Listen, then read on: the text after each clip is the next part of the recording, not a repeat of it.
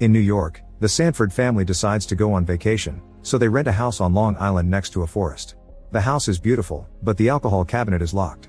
While the family settles down, the mother Amanda drives to town to buy groceries, and she can't help noticing Danny loading his truck with a great amount of supplies.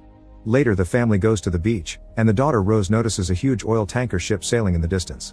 At first they think nothing of it, but soon they realize the ship is approaching the beach. People start to panic and run away as the ship crashes against the sand, but thankfully nobody gets hurt and the beach is closed for the day. When the family returns home, they realize the Wi-Fi is not working, and there is no service on their phones or television.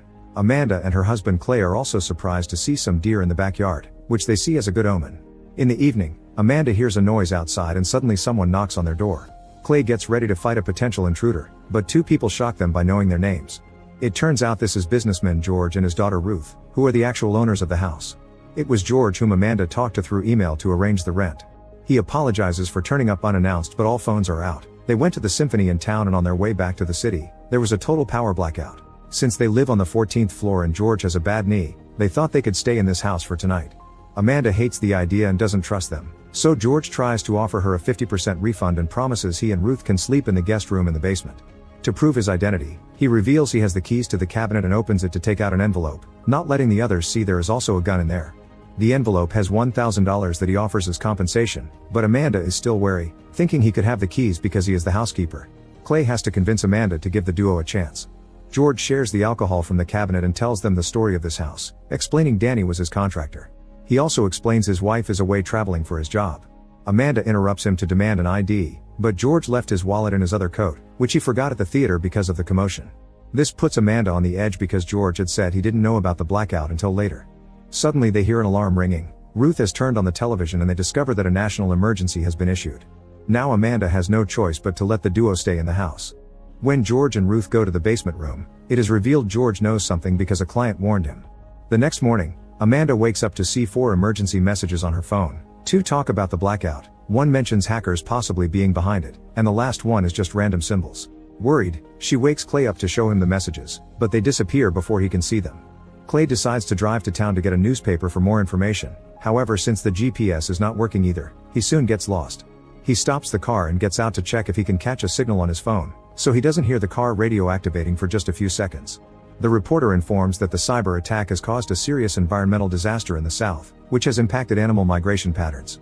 With no luck with the phone, Clay decides to keep on driving, and moments later he finds a woman waving her arms by the road. It seems she needs help, so Clay stops the car, but the woman can only speak Spanish and he doesn't understand her.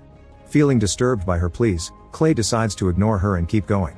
Suddenly he sees a drone flying nearby with red smoke on its tail, so he speeds up, but when the drone comes closer, Clay realizes the smoke is actually red leaflets. Meanwhile, George also drives out to visit the neighbors, keeping his gun at hand. He keeps checking his phone because he hasn't heard from his wife since yesterday, and she was supposed to fly back today. Sadly, not a single message has been delivered. The neighbor's house seems to be empty, and strangely there are tons of random things spread in the garden. The door was left open, so he goes inside and finds a complete mess. George tries using the neighbor's satellite phone, but it is not working either, which means all American satellites are down. When he is about to leave, he notices there are more things spread near the beach, so he follows the trail and finds an expensive watch in the sand. When he tries to pick it up, he is shocked to find a whole arm and falls, only to discover the body of a pilot. As he looks around, he realizes a plane has crashed on the beach.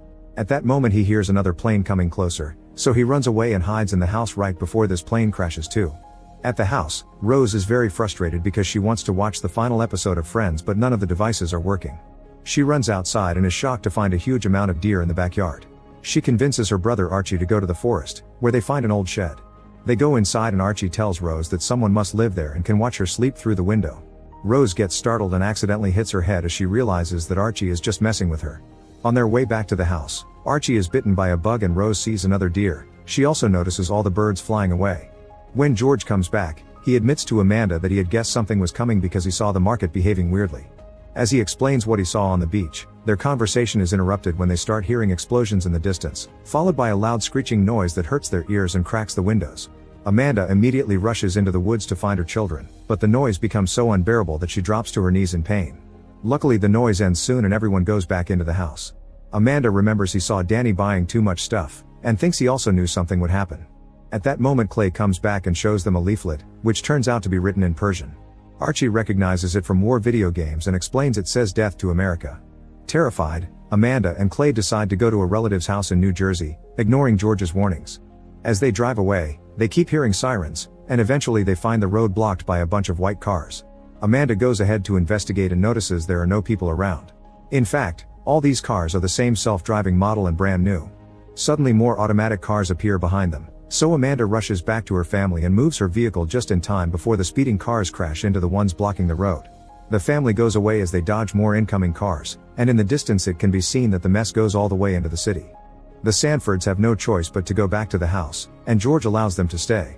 As it starts to rain, Archie stays in his room to get naughty while looking at pictures he took of Ruth, but he starts feeling sick and decides to sleep instead. Ruth invites Clay to smoke with her, and Clay admits feeling bad for leaving the poor woman on the road. Suddenly they hear a splashing noise and discover there are flamingos in the pool. Inside, Amanda and George share a drink, and George makes a confession. He came to this house because a powerful client who works for the Pentagon told him that an evil cabal runs the world. That client asked George to move around his money out of the blue and said that he was going away for a while, which made George realize that something was about to happen. Tired of all this depressing talk, George takes Amanda to the room with his music collection and they dance for a while. They get too close and share a hug, so Amanda points out they are drunk and have spouses. George agrees not to do anything, but he also fears that his wife is probably dead. At that moment, the screeching sound begins ringing again, breaking all the lights and scaring the flamingos away. Now they have to use candles for light, and each family decides to share a bed for comfort. The next morning, they realize Rose is missing and she may have taken one of the bikes. Suddenly Archie wakes up with a fever and starts puking blood. When he checks his mouth, he's shocked to discover all his teeth are falling. Archie thinks it has to do with the bug bite, so George volunteers to take Clay and a puking Archie to see Danny and ask for medicine while Amanda and Ruth go into the woods to look for Rose. After lots of searching to no avail, Ruth and Amanda take a break at the shed, only to start arguing. Neither of them likes the other very much and an argument ensues, but by sharing their worries, at least they manage to understand each other a little better. At that moment they hear a strange noise indicating something moving outside. Amanda comes out and sees bike tracks, but when she is about to follow them, she hears a noise again and discovers Ruth surrounded by a herd of deer. With no hesitation, Amanda rushes to Ruth's side and starts yelling at the deer, prompting Ruth to do the same. The trick works and the deer run away, so Amanda and Ruth hug each other for comfort. Meanwhile the men arrive at Danny's place, but to their shock, Danny makes them step back and comes out with a weapon in hand. He explains the same noise happened in Cuba a few years ago and caused radiation, so that's probably what made Archie sick. He also knows that the Russians recalled their people from Washington, so he assumes they are at war. However, Danny doesn't care if George is an old friend and Clay is willing to pay. His priority is to help his own family, so he refuses to help them. If they want help, he thinks they should go to the neighbors, who are supposed to have a bunker. George refuses to leave without the medicine, so he takes out his gun and an argument ensues as they aim at each other. Clay moves to get between them and admits he's a useless man, but he begs for the medicine as he gives a speech about him and Danny having one thing in common: they just want to protect their families. Danny finally agrees and gives them the medicine in exchange for money. While Archie has the medicine, Danny shares some more information. This was done by the Koreans. Clay responds by showing him the leaflet to prove it's the Iranians, but Danny has more intel. Before the phones went out, a friend of his in San Diego told him a drone dropped leaflets there too, but those were in some East Asian language like Korean or Chinese. The friend is a veteran of Iraq, so he would have recognized it if it had been Persian. Danny's theory is that since the US has lots of enemies, they are teaming up to destroy the country. The guys return to the car and George admits that Danny's information confirms a rumor he heard before. This is a three-stage maneuver used to destroy a country's government from the inside. First, they isolate citizens by disabling all their communication and transportation. This makes people scared, causing stage 2, synchronized chaos. As it happened with Danny, people will start turning on each other to survive and won't trust any information outlets, which would be fed by hackers and things like the leaflets. Then stage 3 will happen on its own. Citizens will end up planning a coup or a civil war, which collapses the country. Clay and George agree to stick together and take their families to the neighbor's bunker. In the woods, Amanda and Ruth keep searching for Rose, only to freeze when they see the skyline of Manhattan on fire as explosions and gunfire are heard all over the city. Meanwhile, it is revealed that Rose has been in the neighbor's house all along.